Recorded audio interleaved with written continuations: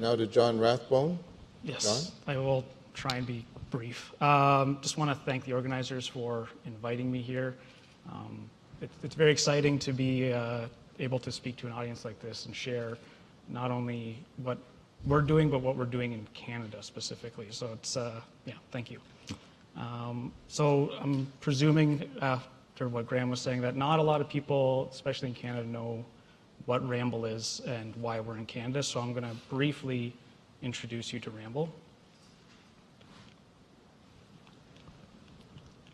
It's not working.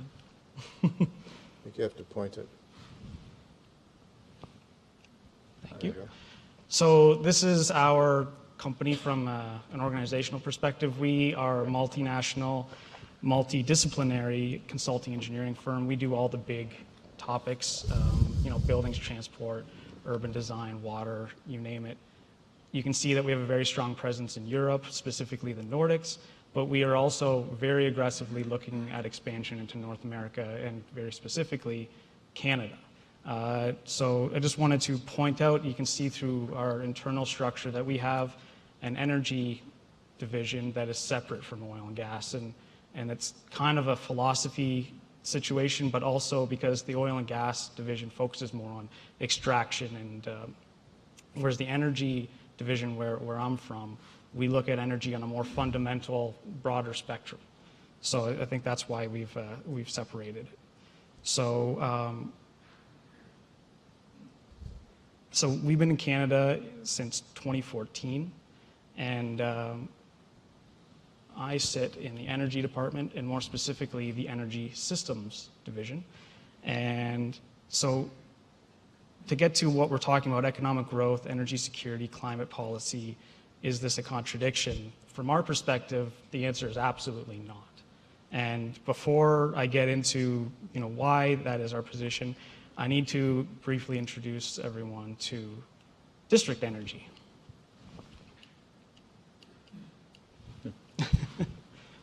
So quickly, district energy is a thermal network. So think of an electricity grid, but instead of transmitting electrons, we're transmitting hot or chilled water to buildings from a central location. This is an infrastructure type technology. It's got a very long life cycle if designed and constructed and maintained properly. It is fuel neutral. So just like the electrons don't really care how they were generated, thermal energy doesn't really care how it was generated. So there's a lot of fuel flexibility and fuel switching opportunities once you have an established thermal network. So we would build a central plant, and we'd bury all these piping networks and then connect to all of the buildings, and then their demands would just be met by a central plant. So economic growth, energy security, climate policy, DE in Canada ticks all three of those boxes. And to go back to some of the other, the previous panel's discussion, they were talking about all these other issues, and I just kept thinking of how much district energy could really help tick some more of those boxes. So, our projects, they must be economical for them to go forward, or these plans will never get off the shelf. So now this is where policy can really have an influence at all three levels of the government, but we are engaged in private enterprises as well, where we're showing that these can be economical projects. Energy security. Just the nature of district energy, this is a very secure way to transmit energy. As I mentioned, it's fuel neutral and it's easy to switch the fuel source. So we can have a central plant right now that is fired on natural gas using peaking boilers, maybe a CHP facility, but in 5, 10, 15, 20 years, maybe there's a biomass market that now becomes more financially viable. If we convert the plant, we have now converted the entire community that is being served by this plant in one project, rather than 100, to 200, you name it, projects. So it creates a lot more flexibility there. It also, this infrastructure is designed to last 50 years, and if well maintained, can go well beyond that. So by switching technologies, and maybe there's new ones that emerge in the next 10, 15 years, this infrastructure is not wasted. It is actually continued to be utilized. We would just upgrade the plant, and then we take it from there.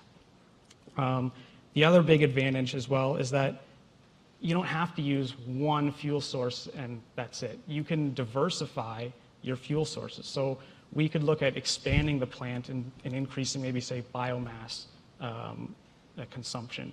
But we could keep all of our natural gas infrastructure in the plant and use it as backup capacity or reserve capacity or peaking capacity. So we could establish our base load using maybe combined heat and power infrastructure or biomass or even something more exotic like, you know, solar thermal.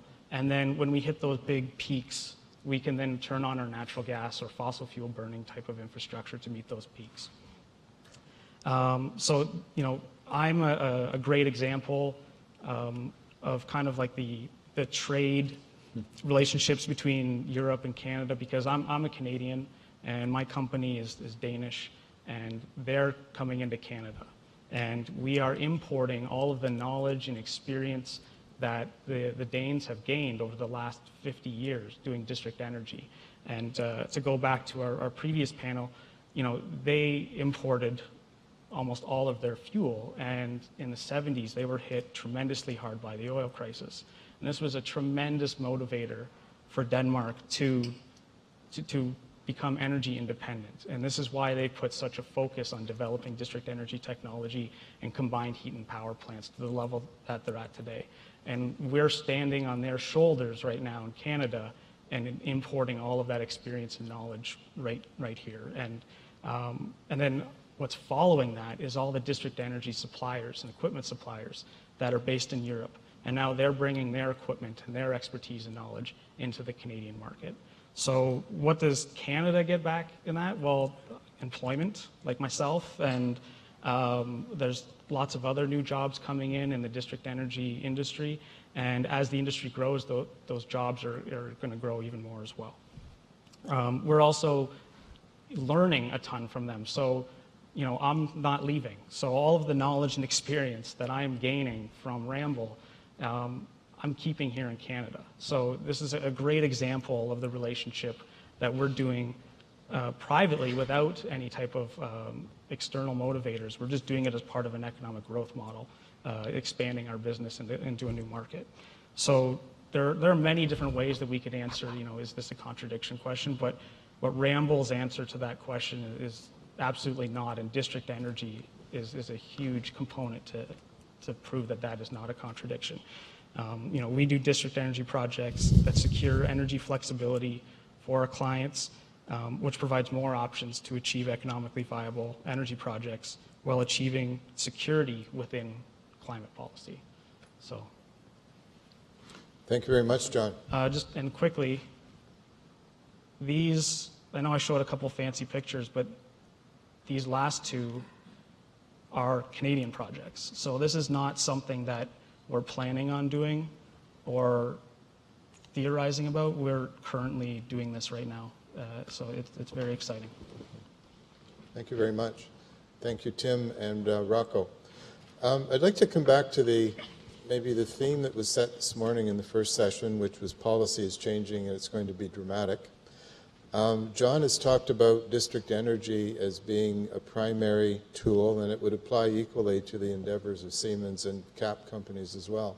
But I'd just like to turn now to Tim and Rocco to tell us if there were one or two key things that would get within our theme of energy challenges for tomorrow and potential solutions to those. What would you see within your sectors? Tim, for oil and gas upstream in Canada. Rocco, perhaps building on Siemens' international experience, but just one or two key areas where you would really see the potential for terrific gains in order to meet those challenges that we've set for us. Tim? Yeah, I think that's a great question. I think there is, you know, 1,000 opportunities, but we're going to need some fundamentally important ones. And I think this morning, some of the conversation about carbon capture, that within the context of the energy systems that we certainly have in North America and Europe, that is a way to put large amounts of carbon and sequester it. We're seeing advancements in Saskatchewan with Sask Power's Boundary Dam project, where they're actually finding an economical way to do it by leveraging the carbon and getting value out of it. Injecting it into a mature oil field for enhanced oil recovery. In Alberta, Shell has been a leader in this regard, and they've just opened up their carbon capture plant. So that, I think, is one great example of very meaningful amounts of carbon reduction through the use of technology. Long way to go. The economics have to continue to evolve as well as the technology. If I was to link to the oil sands, I mentioned earlier that using solvents, and I'll just explain that a little more. In the situ. biggest in situ and also in the mining side, that the biggest cost to an oil sands facility is separating. All oil sands is sand and oil.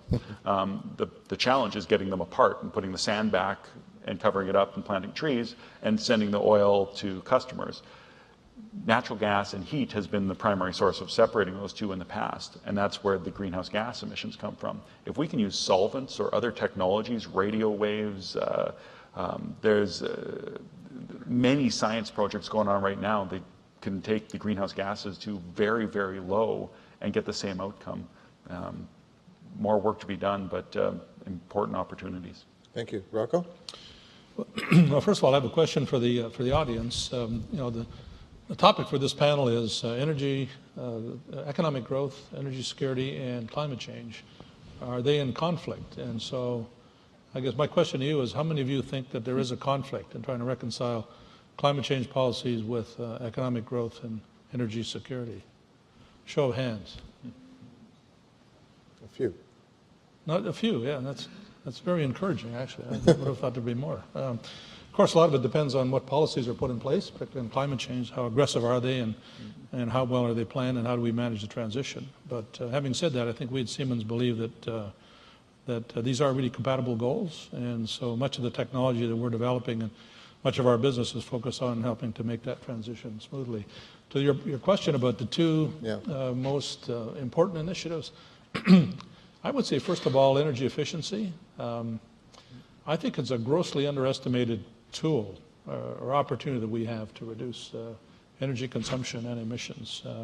I use some of the examples of this contract performance. I don't think people or institutions are generally aware that this is kind of a no-cost solution. If you can actually pay for improvements in energy efficiency through energy savings, I mean, that seems like a virtuous cycle, right? You use less energy, you generate savings, you pay for your investments, and so it's a grossly underutilized, underappreciated strategy. And I think related to that then is a greater awareness for people and institutional users, including government, as to just how powerful this tool is and how important energy efficiency can be in reducing greenhouse gas emissions. The second I would say is be renewables. I'm trying to keep David busy here in Canada and around the world. But clearly, there's a virtually infinite amount of renewable energy to be captured. Costs are coming down very, very dramatically. We see, as I've said earlier, grid parity in some regions where basically the cost of renewable energy is equal to the average cost of other generating sources in a given region. And the costs keep coming down very dramatically. The turbines, the wind turbines keep become larger. We have gearless wind turbines now. So we reduce costs, improve efficiency. There's a huge amount to be gained. And it's a global resource, right? Particularly wind, but solar as well. Global resource that's essentially free. And the technology that allows us to capture is becoming more and more cost effective. So to give you two, those are the two I would offer. Excellent. John, would you like to add one more from the Ramball corner? Well, to continue on the efficiency talk, combined heat and power plants, when you have a thermal network to put that heat into use, Yes. are dramatic examples of how to improve efficiency at the plant scale and level. So, currently, when we generate electricity, there's a tremendous amount of what we call waste heat. But from Ramball's perspective, we think the opposite. And it's very interesting to hear.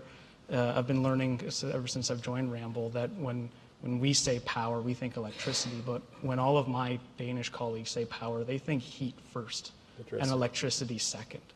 And you can take, a gas-fired electrical generating plant whose efficiency, can range anywhere between 30 and 40% maybe on a really good day. And by converting it into a combined heat and power plant and using that heat effectively within the local community, you can get into the 80 to 90% efficiency scales if done properly. So efficiency is absolutely critical. Thank you very much, gentlemen.